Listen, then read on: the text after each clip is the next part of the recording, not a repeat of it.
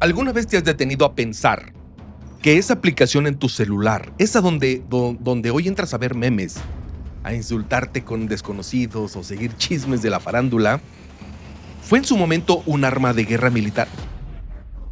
Si piensas que las redes sociales son solo entretenimiento, es porque no has puesto atención en la historia.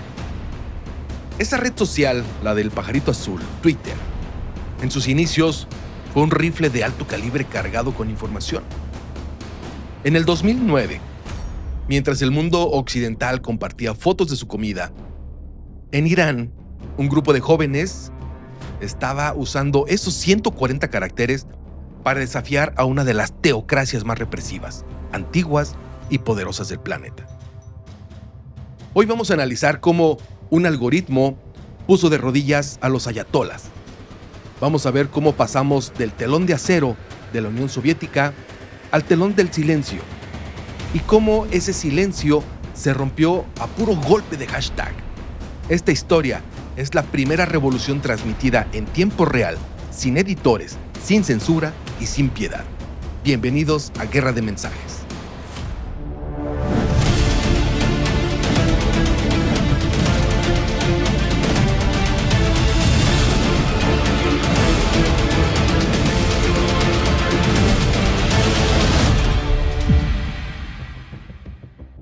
Hoy vamos a dar un salto cuántico en la historia de la comunicación política. Ya hemos analizado cómo el EZLN y el subcomandante Marcos usaron la pluma, el papel, los faxes de la época para poner a México en el mapa de los 90. Pero el mundo cambió. La velocidad cambió y hoy vamos a viajar al Medio Oriente. Año 2009. Irán. Quiero que te imagines el contexto para entender la magnitud del reto. Irán no es una democracia occidental. No es un lugar donde sales a marchar y regresas a cenar a tu casa. Es un régimen teocrático y autoritario donde el Estado controla absolutamente todo. La televisión, la radio, la prensa escrita y, por supuesto, las calles. El gobierno creía tener el monopolio absoluto de la verdad. La lógica era simple. Si no sale en la televisión estatal, no existe. Si no lo imprime el periódico del régimen, pues nunca pasó. Pero, en junio de 2009, se celebraron elecciones presidenciales. El ambiente estaba tenso. Por un lado, tenían al presidente en turno, Mahmoud Ahmadinejad, el rostro del conservadurismo puro, el hombre del sistema. Por el otro lado, estaba Mir Hossein Mousavi, un candidato reformista que curiosamente utilizó el color verde como símbolo de su campaña. La gente salió a votar con una esperanza que no se había visto en muchos años, en décadas. Había filas enormes para votar. Los jóvenes, las mujeres, los universitarios sentían que el cambio era posible. Pero entonces sucedió lo que en política se llama la magia negra de los resultados. Porque apenas cerraron las urnas, y mucho antes de lo que matemáticamente era posible contar millones de papeletas de votos, el Ministerio del Interior salió a anunciar una victoria aplastante de Ahmadinejad. Esto con el 63% de los votos. El fraude no fue sutil, fue un insulto a la inteligencia. Fue un robo a mano armada a plena luz del día. Y aquí es donde la vieja escuela de la dictadura cometió su error garrafal. Los generales y los clérigos pensaron que podían aplicar el manual de siempre. Sacar a la policía a las calles, cortar los cables de teléfono, bloquear los mensajes de texto, que era como se comunicaba la gente de entonces. Y después de esto, esperar a que el miedo hiciera el resto. Pensaron que si apagaban las luces, nadie vería la golpiza. Pero no contaban con un factor que estaba a punto de suceder y que iba a cambiar el mundo. No contaban con que la gente tenía una nueva herramienta en el bolsillo que ellos no entendían. Y aquí entra el protagonista inesperado de esta historia, Twitter. En el 2009, Twitter era joven. Era una curiosidad tecnológica acá en Occidente Pero los jóvenes iraníes descubrieron algo vital, una ventaja táctica. El gobierno podía bloquear Facebook porque era pesado. Podía bloquear YouTube porque los videos tardaban en cargar. Pero Twitter era texto puro, era ligero, era rápido. Y lo más importante, que se podía usar a través de servidores proxy, esas puertas traseras de Internet que los sensores del régimen viejos y burocráticos no entendían cómo cerrar a tiempo. Cuando la gente sale a la calle a gritar la famosa consigna ¿dónde está mi voto?, el gobierno respondió con balas, con gases, con macanas. En el pasado, esas masacres se quedaban en el olvido. Nadie se enteraba hasta meses después. Pero esta vez, algo cambió. Cada golpe, cada grito, cada abuso fue tuiteado en tiempo real. Y aquí nace el movimiento verde.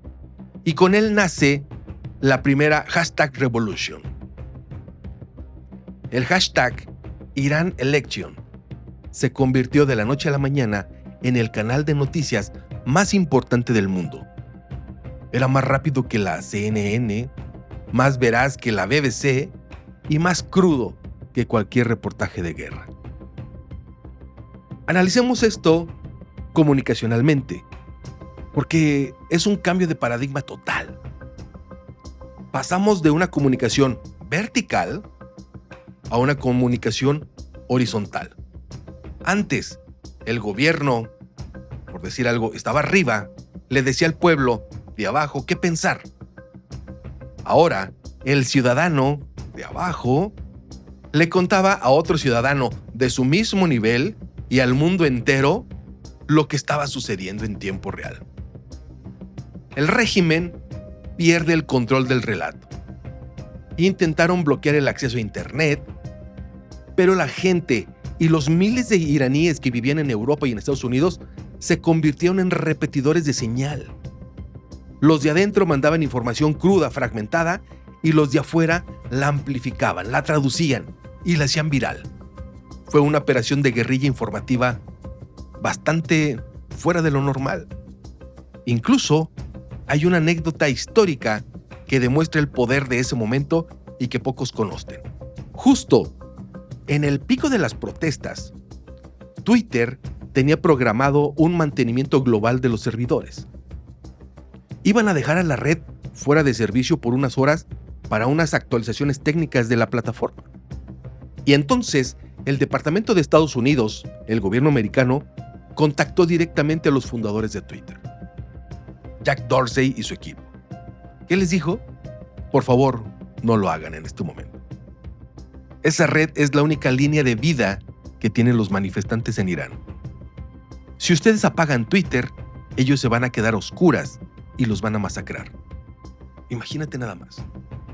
Una red social, una empresa privada de Silicon Valley, considerada un activo de seguridad nacional y libertad global. Retrasaron el mantenimiento y la información pudo seguir fluyendo. Pero toda revolución lamentablemente necesita un mártir, un símbolo que le ponga rostro al dolor.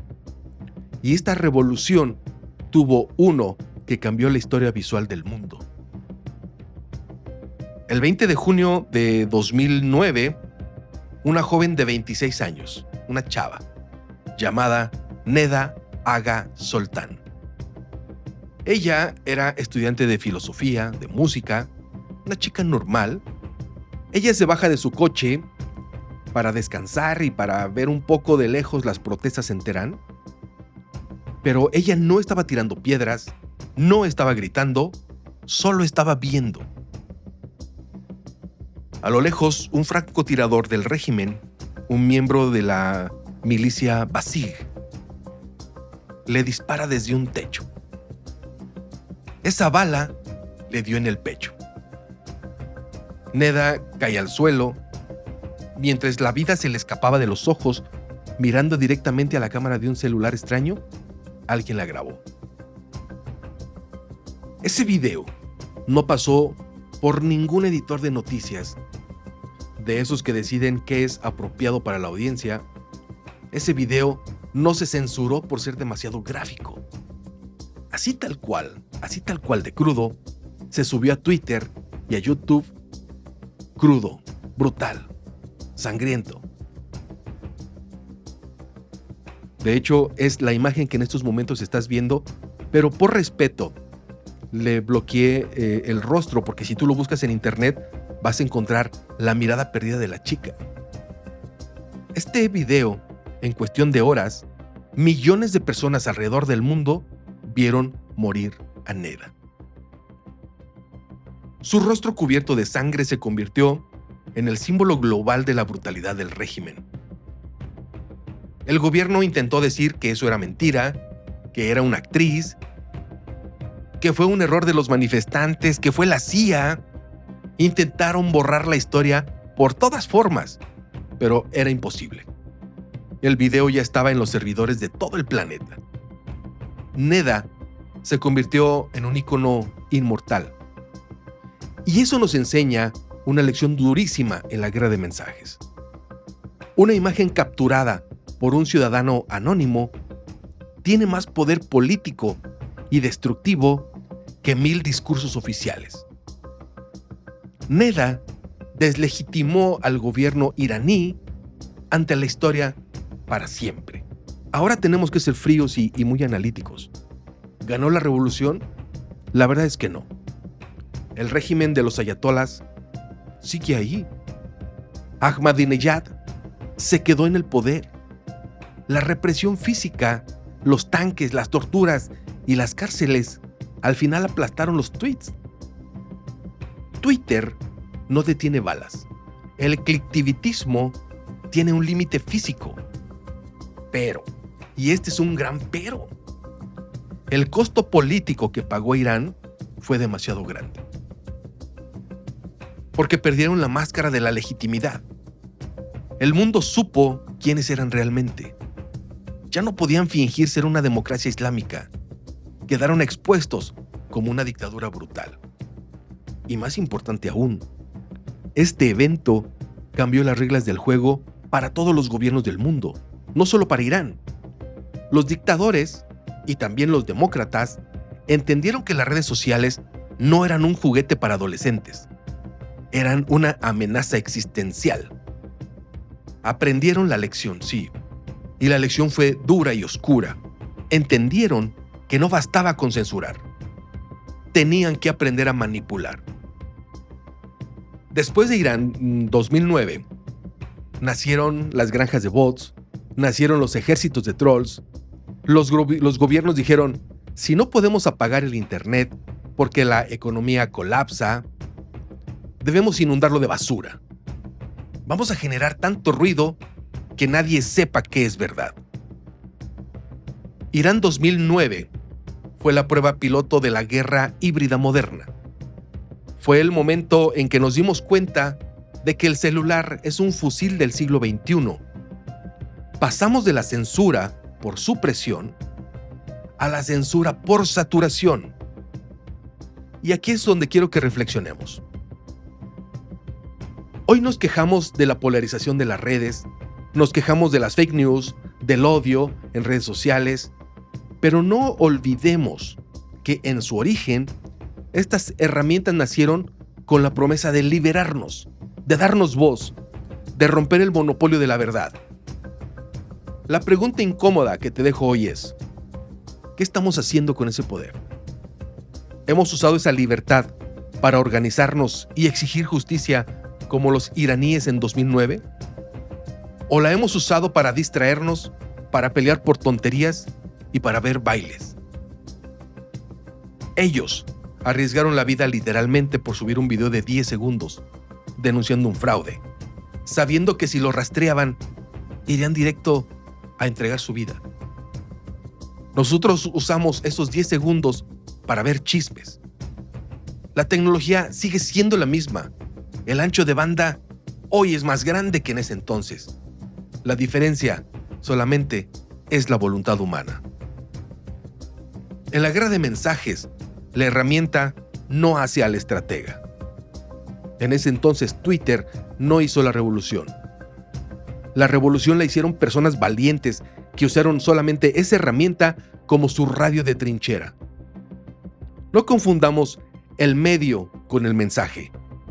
El medio puede ser digital, frío, distante, pero el coraje, la sangre, la organización y la lucha siempre serán analógicos y humanos y sangran. La lección de Irán es que la verdad siempre encuentra una grieta por donde salir. Pero también nos enseña que un like no derroca a un tirano. Se necesita estrategia, se necesita calle y se necesita persistencia. Acuérdate, cuando el gobierno quiere apagar la luz y cerrar las puertas, es nuestra responsabilidad encender pantallas y transmitir la verdad. ¿A poco no?